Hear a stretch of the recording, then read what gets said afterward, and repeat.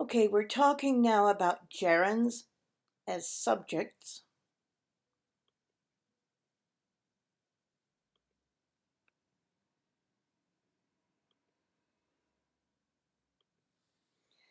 We can use a noun phrase as the subject of a sentence or clause. We can also use a gerund as the subject of a sentence or clause. So I can say, my trip to Italy was a lot of fun.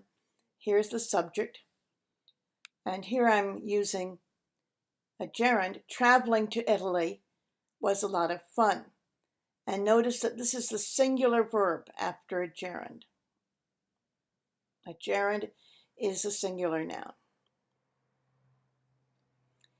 We can use a noun phrase as the subject of a sentence or a clause, and we can also use the gerund as the subject of a sentence or clause.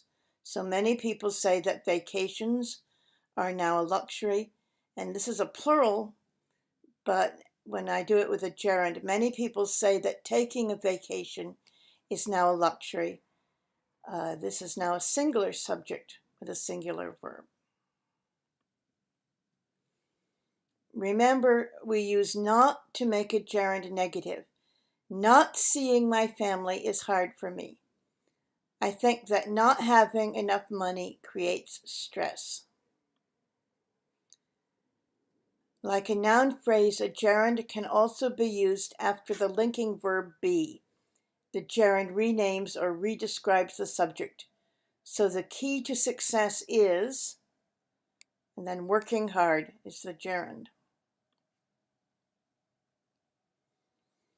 Okay, here's another one. The biggest challenge was not seeing my family.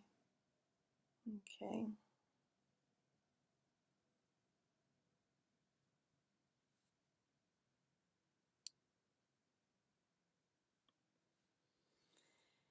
Okay, don't confuse be plus a main verb, that's a progressive, with be plus a gerund. So when I say, this problem is having a big effect on my life, is having is the present progressive of the main verb. It's not a gerund. But when I say my biggest problem is not having enough time, here is a gerund.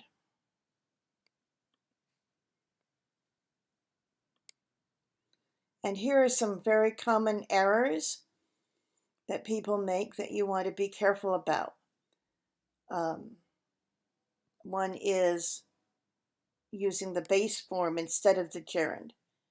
Many people realize that take care of health is important, but correctly you say many people realize that taking care of their health is important. And here's another example where they've taken the gerund, instead used the base form of the verb, which is not correct.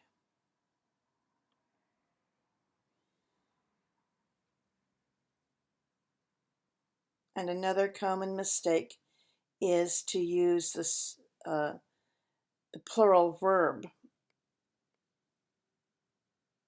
when actually here the subject of the sentence is the gerund, which uses the singular verb.